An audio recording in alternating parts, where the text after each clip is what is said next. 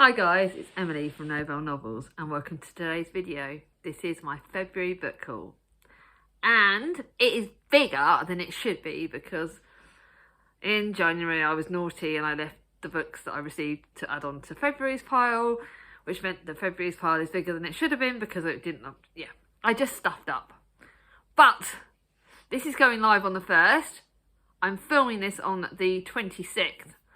And I've only got 2 books that are going on that February that I'll go on the March haul. Sneaky peek, one of them was a surprise present from the lovely, lovely Cat from Brews and Reviews. And that's a surprise book I can't wait to show you because it was kind of a surprise, but she did tell me it's coming. And then the next one was the last Bridgerton book that I needed, and that's arrived earlier than I expected. And that was second hand. So I'm only adding 2 effectively. So we're going to ignore the fact that, just to warn you, March will be ridiculously big. In March, obviously, I'm going to London on the 2nd of March, the day after this video goes live. Birthday the 9th. I've got people buying me presents. I've got Marlow on my birthday. Me and Chris are going to Marlow. And I think that's basically what he said. He would just buy me books for my birthday. Exactly. So like I said, and I'm still going out to be. But I'm going to try and keep my spending down. I'm going to try not to spend too much in London. Kind of. See how we go.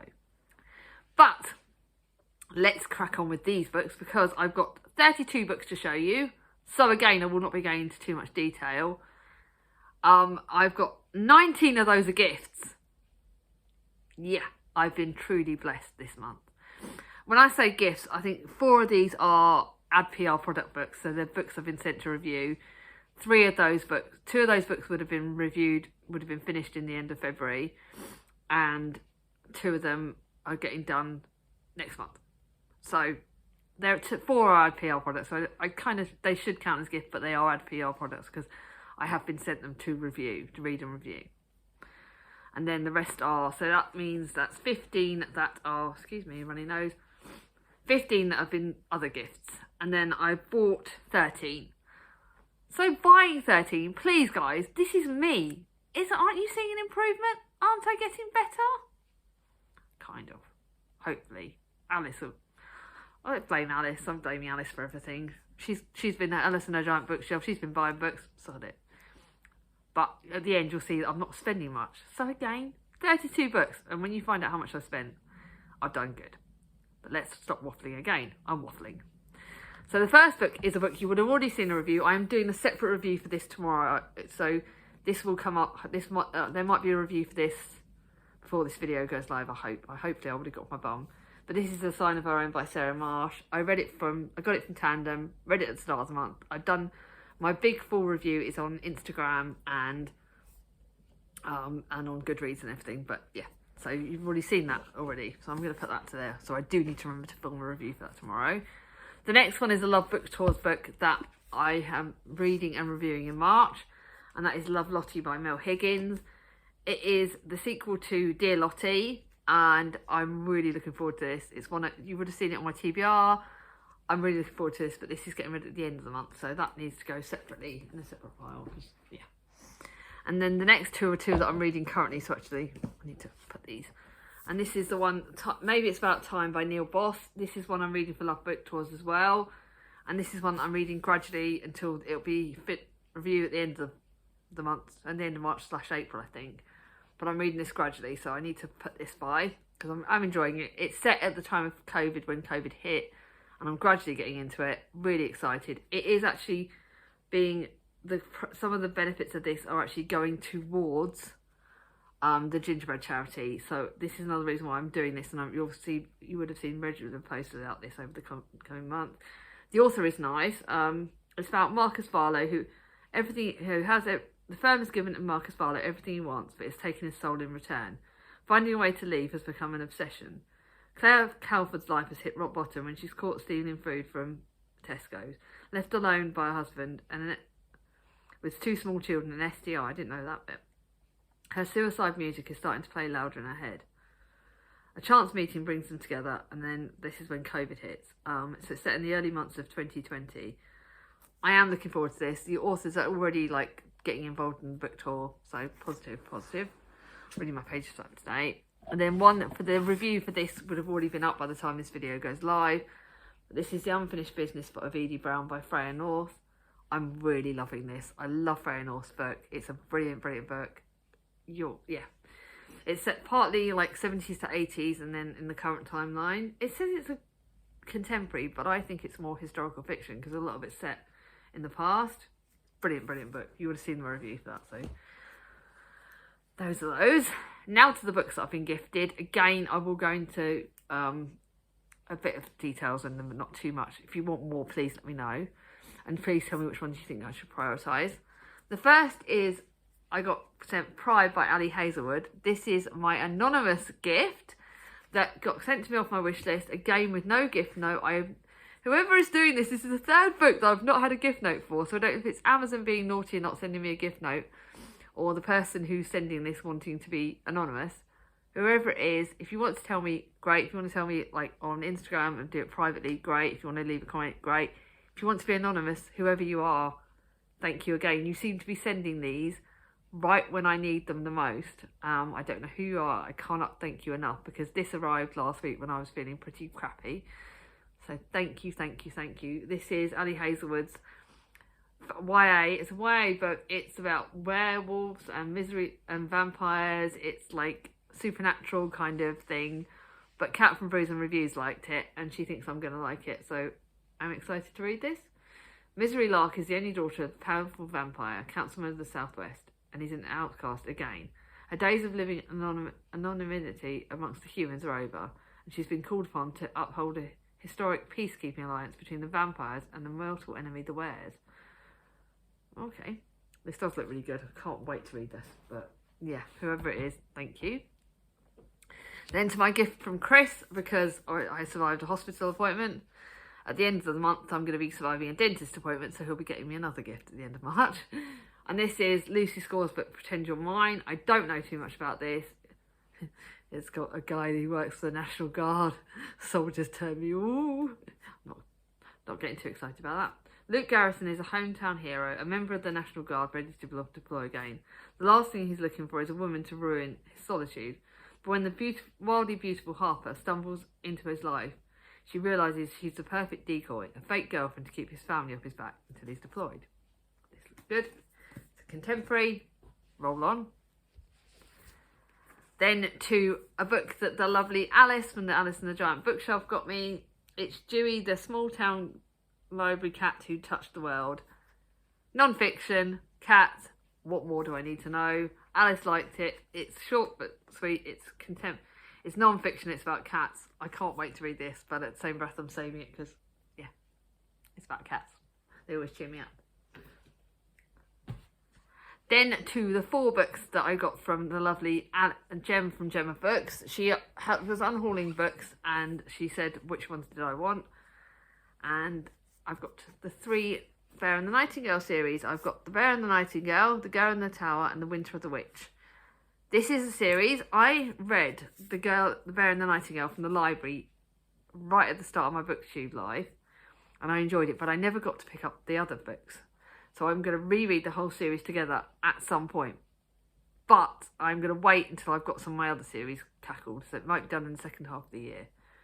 So the first one is Beware the Evil in the Woods, the village at the edge of the wilderness in northern Russia. So it's set in Russia, and it's about Vaisha, and yeah, the house spirits that guard a home, things like that. I remember loving that. And then you've got Vassar encounters the Prince of Moscow, which I think is the second one. And then that's the second one, The Girl in the Window. For a young woman in medieval Russia, the choices start marriage or a life in convent. Vasya will choose the third way, magic. And then they've got the third one girl can make all the difference. Moscow is in flames, leaving its people searching for answers and someone to blame. Vasya, the girl with extraordinary gifts, must flee from her life, pursued by those who blame her for the misfortune of her magic. So that's those 3. I can't wait to read this, but I will be waiting until I've got a bit more time. And then the last one she sent me was The 7 Moods of Marley and Amida. This one, my sister Charlie absolutely loved it. It's very different from what I would normally read, but it's one I'm really looking forward to trying because it literally is intriguing. Charlie and lots of people read it. I think it was up for some awards a couple of years ago. and it's set in 1990 in Colombo. And then Marley Amida is a war photographer, gambler, and closet gay, and has woken up dead in what seems like a celestial visa office. His dismembered body is sinking in the Violeta lake, and he has no idea who killed him. At the time when all scores are settled by death squads, suicide bombers, hired goons, and a list of suspects, which is depressingly long, Marley has seven moons to try and contact the man and woman he loves the most, and then will lead him to the hidden cache of photos that will rock Sri Lanka. Really looking forward to that. Very different from what I'm used to, but again, it's one I'm really looking forward to. So thank you so much, Jem. Thank you all, obviously, to everyone who's already sent me books. Then my gorgeous sister Charlie went through unhauls. You lot know what I'm like with unhauls. I'm hardly going to turn down books. And she got me a mixture of books, which I can't wait to show you. She did actually give me 2 or 3 of the Bear and the Nightingale books, but I gave them to Charity Shop because she gave me 2 paperbacks and a hardback, and I'd already forgotten that I'd already asked Jem to give me the other 3. What am I like? Anyway, Charlie was fine. They've gone to the Charity Shop. So these are the ones that Charlie sent me. First, The Cat Who Saved for Christmas. Again, cats and books. What have I got about that? This one will be saved for Christmas. It's once upon a time on a cold and frosty Christmas night, a bedraggled white cat called Polar Bear wandered into Cleveland and Maury's life and won his heart. I don't know if this is not a non-fiction. I think it continues the true story of Cleveland. Okay, I'm not sure. I think this might actually be non-fiction, actually. I need to double check that. I'm going to put that there, so it might be non-fiction. I might put it somewhere else. But yeah, that'll be saved for Christmas. Then she got me a middle grade, The Girl with the Space in Her Heart by Laura Williamson. I love middle grade books. Mabel Mint knows a lot about space, like how it feels to be connected to the stars because we're all made of stardust. And that her mum's new boyfriend, Galactic Gavin, has eyes that twinkle like Sirius, the bright star in the night sky. And that sometimes the perfect place for her sister, Terrible Topaz, would be a black hole. But Mabel doesn't know how to fill the space in her heart that her dad left when he walked out, so she goes on a mission of discovery. Middle grade. What do I want? Then she gave me an Agatha Christie. It doesn't match my other copies. It's standalone. It's Ordeal by Innocence by Agatha Christie. It doesn't match my other copies because it's the TV version, but it's Agatha Christie. It's a standalone. I don't want any more than that. An Ordeal by Innocence. Cannot wait for that. That's going to go upstairs. I need to put my upstairs pile over there. Then another Christmas book, The King and the Christmas Tree. It's a signed edition. It's middle grade. And it's set on one frosty evening in 1940. So it's wartime Christmas books. Where's the signed edition? Let's see if Charlie's... Yeah, it's got a signature just in there. You can see that. So, yeah, I don't need to know too much. Christmas book, historical fiction, middle grade. Looks really good to me. Then to another book with a cat on the cover. You can see the theme here, can't you? Switch it being quiet for a change.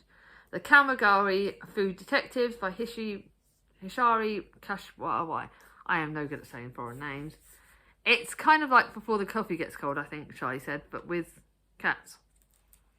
What is the one dish that you do anything to taste one more time? Down a back street in Kyoto exists a very special restaurant called the Kawagari Diner. Customers can find the hidden establishment. You can find it treated to an extravagant meal, but it's not the main reason for visiting. The father and daughter duo who own the restaurant have started advertising their services as food detectives, capable of recreating a dish from their customers' past that may well hold the key to unlocking forgotten memories and ongoing happiness. This does look really good. I'm really looking forward to that.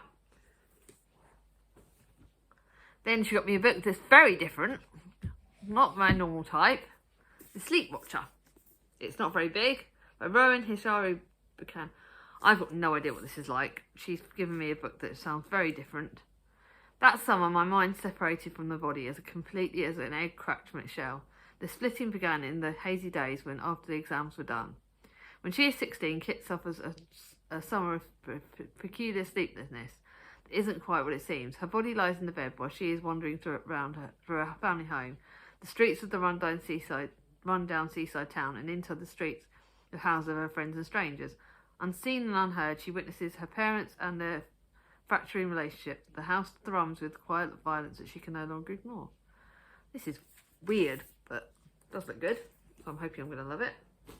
Then she's given me a graphic novel, and I'm not really into reading graphic novels, but it looks like a translated one as well. I don't know very much about this. It's Bloom, and this is Now That High School Is Over, but Baked with Love. Now that high school is over, this is an American book. Ari is dying to move to the big city with his ultra hit band, and if he can persuade his dad to let him quit the job at the struggling family bakery.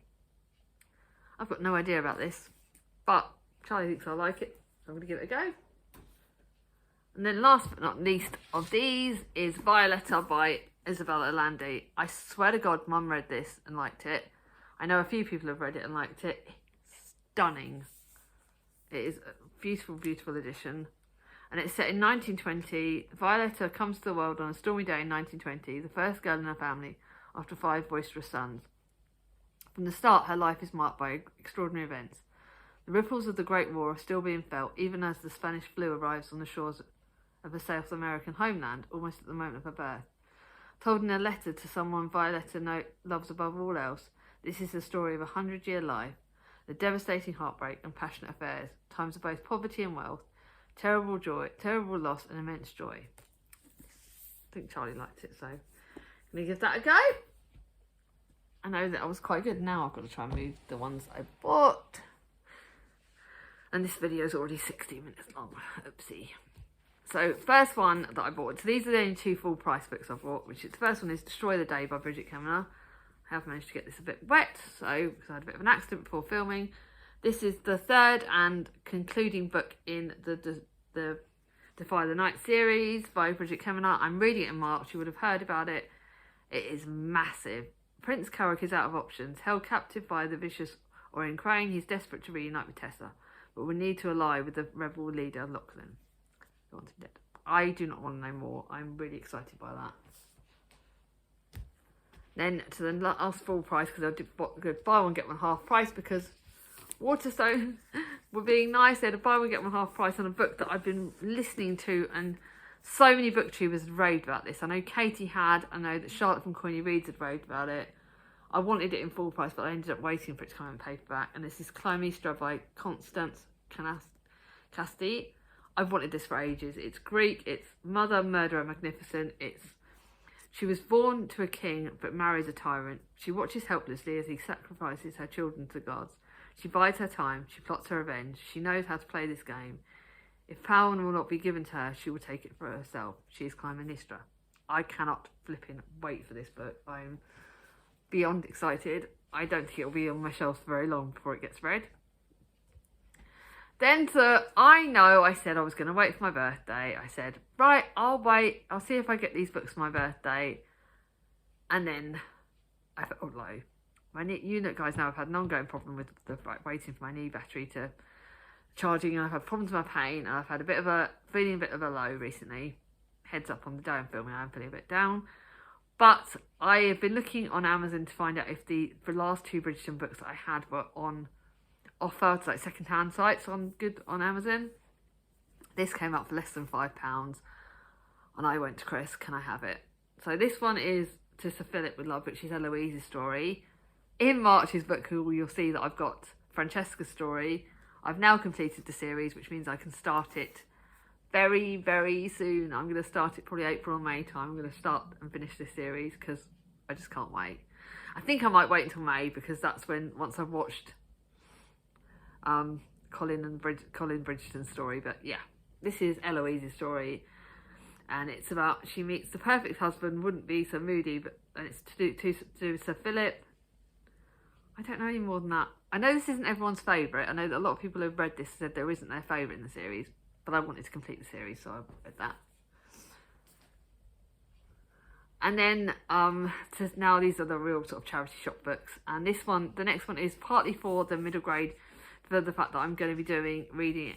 It could be read for middle grade March, but I don't know. I don't know if I'll read that quickly, or whether I'll read it for the disability reader club, because it's called A Place Called Perfect They've Got Their Eyes on You. It's by Helen Duggan. I found it in the charity shop for £1. Who wants to live in a town where everyone has to wear glasses to stop them going blind? And everyone who wants to be neat and tidy is perfectly behaved all the time. Violet quickly discovers that there's something weird is going on in her town, so she keeps hearing voices. Her mum is acting strange and her dad has disappeared.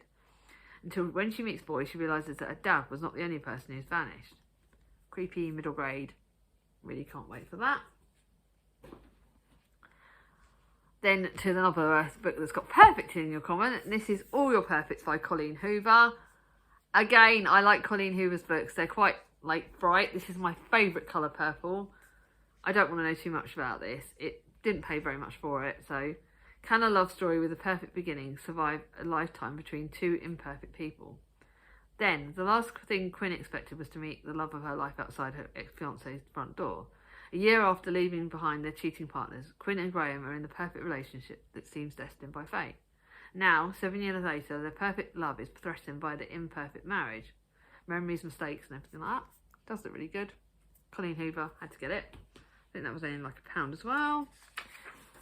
I'm not going to go into exactly how much every book costs because I don't need to, but I have gone on a bit contemporary binge to make me feel better. This is the way I feel. I need contemporaries at the moment. And this one is a bit of a battered copy, and this is Summer with My Sisters by Lucy Diamond. I've got a couple more Lucy Diamond books, but this is a bit of a battered copy, but it's got the word sister, it's got the word summer, it will be read in the summer. Claire is a single mom with 2 children, struggling to make ends meet in a ramshackle cottage. Polly has always been the high flyer of the family, but with the perfect city lifestyle to match. The 2 sisters are poles apart and are barely on speaking terms, but then something happens and it brings them back together. So then I've got another cheap but cheerful, big contemporary, but it's a summary book. This is The Vintage Wedding by Katie Ford. This is one of, again, her earlier works. They're not expensive, but they're quite light, and if I need something light and funny, that's quite good. In a small Cotswold county town, Beth, Lindy and Rachel are looking for new beginnings. So they set up a business organising weddings. This looks fun. Then to another one that I'm saving for the summer. This is Nikki Peregrine's P.S. Come to Italy, which I believe is one of her latest books that will be perfect for summer. I like Nikki Peregrine's books, and they're normally set away. So this is obviously Come to Italy. So this is set in Italy, which is somewhere I'd love to go to.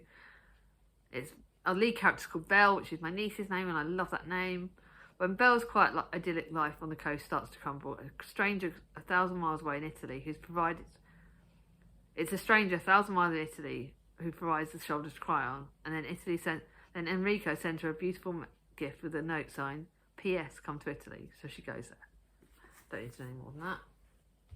Then to my other Lucy Diamond book. This is a book that was battered copy that the lady at the charity shop said I could have. And this is Secrets to Happiness. I think it's Lucy Diamond. I can't really read it very good. Again, this is about sisters. Stepsisters Rachel and Becca couldn't be more different.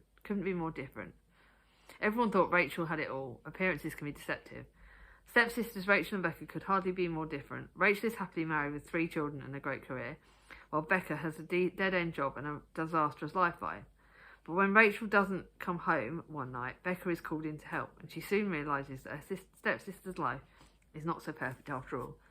This will not be on the shelves very long. This is like the contemporary kind of easy stepsister feel, family feel that I want. It's big, but it's like 400, nearly 500 pages. But it's one that will probably be read very soon because it's just got all the feels for me.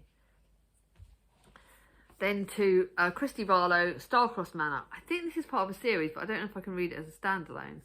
This is Star-Crossed Manor and Love Heart Lane, where friends are there for you no matter what. When Julie Coleman meets Flynn Carter again in the cosy village of Hartcross, it can only mean trouble. Flynn might be rich, brooding and sexy, but Julia knows firsthand that he's ruthless and plans to watch every move. That's not good. Don't know when I'm going to read that. Then to a quick read that I got at the charity shop is Notting Hill Carnival, West Side Story, Candice Carty-Williams. Short but sweet book. Maybe I might save this for Shorty September because it's literally about 100 pages.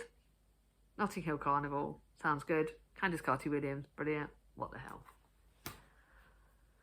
And then to my only 2 historical fiction books, I've really been going on the way I felt. And this is another Fiona Valpy, the Storyteller of Casablanca. Wartime, Morocco, 1941. With France having fallen to the Nazi occupation, 12-year-old girl Josie has fled with her family to Casablanca, where they await safe passage to America. Life here is intense in the sun, every sight, smell and sound overwhelming to senses, and it's a city filled with extraordinary characters, and it's a world away from trouble back home. And it's set 70 years later, another new arrival in the intoxicating port. Zoe is struggling with her marriage, her baby daughter, and a new life as an expat. This just looks really good. I can't wait to read that. And then the last one, it's mainly Rowbottom. I know this will break me. I know this will kill me. It's The War Pianist. Set in 1940 July, blitz-ridden London was one bit of it. Marley Fern's life is torn apart when her grandfather is killed in an air raid.